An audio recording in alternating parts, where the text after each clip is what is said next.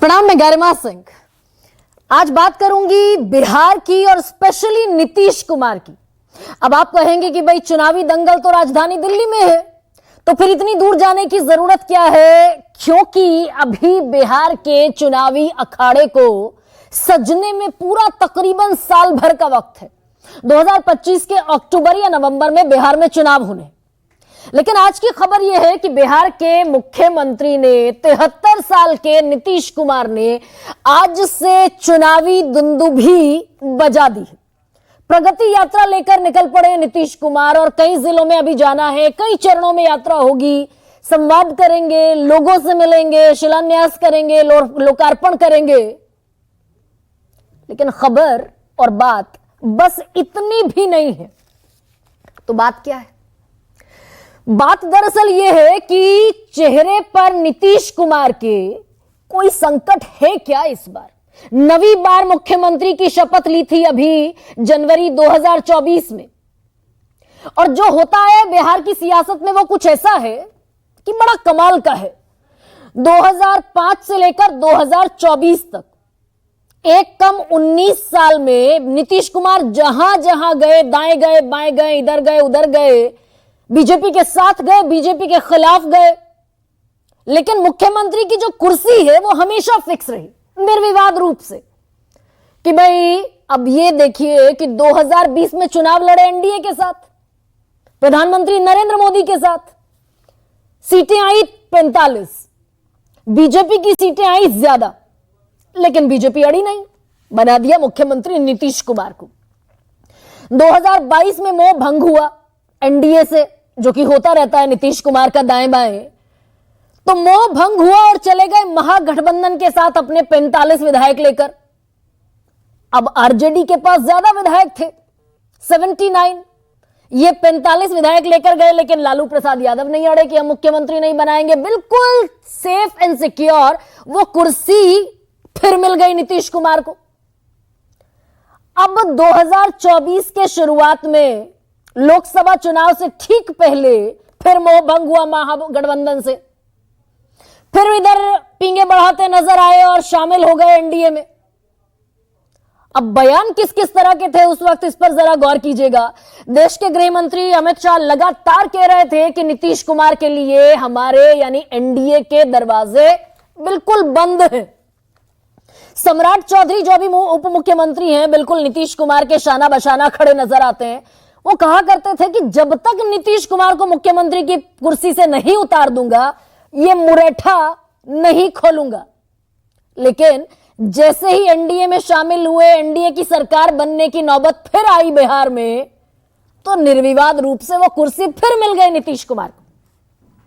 लेकिन अब गंगा में पानी बहुत बह गया क्या?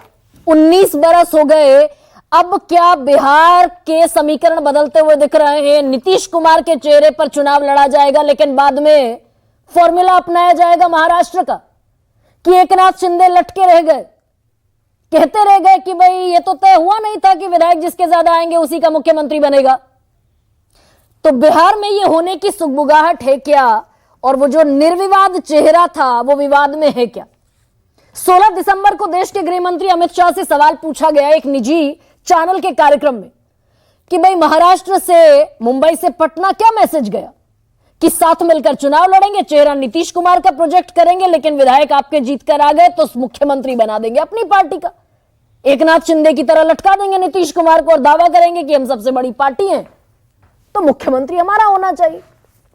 अमित शाह ने जवाब दिया कि मैं अनुशासित कार्यकर्ता हूं, मैं तो अनुशासित कार्यकर्ता हूं भारतीय जनता पार्टी का, और यह तो संसदीय बोर्ड का अधिकार है, नीतीश कुमार जी की पार्टी का भी अधिकार है, हम सब दल साथ में बैठेंगे और तय करेंगे। हालांकि इस बयान के फौरन बाद जो बिहार के बीजेपी नेता हैं, वो दिलीप जायसवाल से लेकर जो प्रदेश अध्यक्ष हैं उनसे लेकर और सम्राट चौधरी तक, सबने सिलसिलेवार तरीके से इस बयान को एक तरीके से डिसऑन किया और कहा दिलीप जायसवाल ने कि निर्देश तो हमें 2025 में नीतीश कुमार के नेतृत्व में चुनाव लड़ने का मिला है, उन्हीं के नेतृत्व में एनडीए की जीत दिलाने की दिशा में काम करने का निर्देश मिला है, उन्हीं के नेतृत्व में चुनाव लड़ा जाएगा 2025 का। वही एनडीए का चेहरा है, उन्हीं की अगुवाई में हम चुनाव लड़ेंगे। प्रदेश अध्यक्ष हैं भारतीय जनता पार्टी के दिलीप जायसवाल। हालांकि अगले दिन पलट गए कि हम तो बहुत छोटे कद वाले लोग हैं, ये तो केंद्रीय नेतृत्व तय करेगा। अब चलते चलते बात मैं ले जाती हूं 23 नवंबर, जिस दिन बिहार उपचुनाव के नतीजे आए थे।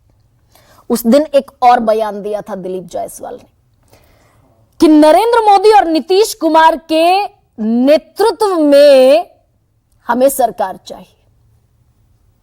अब यह ट्रायल बलून उड़ाया गया क्या कि पहले दिन 16 दिसंबर को देश के गृह मंत्री कोई बात कह दें और फिर बिहार बीजेपी के सारे नेता उसे डिसोन कर दें।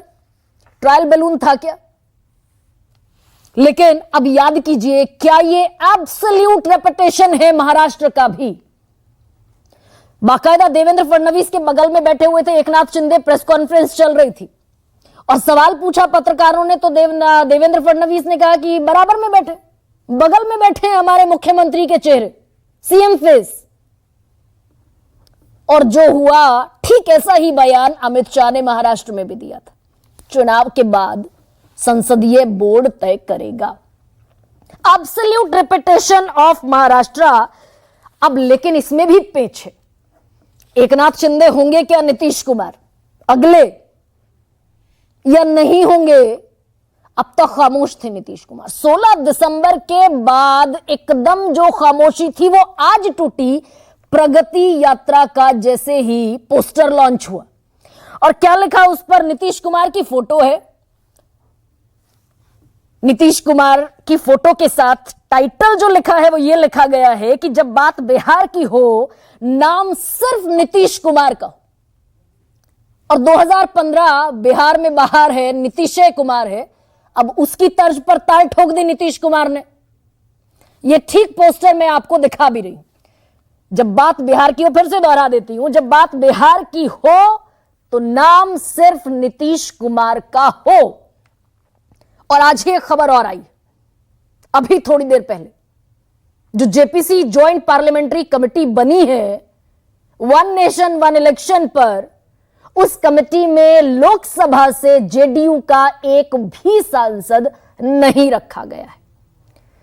तो अग्निवीर है, वक्फ बिल है, गिरिराज सिंह की यात्राएं हैं, हिंदू स्वाभिमान यात्रा जिस पर बड़ी तल्खियां बढ़ी बीजेपी और जेडीयू के बीच, और हिंदू मुसलमान की पॉलिटिक्स से नीतीश कुमार बहुत असहज नजर भी आते। तो क्या जैसे ही बीजेपी महाराष्ट्र फॉर्मूला इख्तियार करेगी तो Nitish Kumar tata bye bye फिर कह देंगे क्या? अब तेजस्वी यादव कई बार कहते हैं मनभेद है, मतभेद है, मनभेद तो नहीं है, हम तो चाचा कहते आए बचपन से, चाचा हैं हमारे।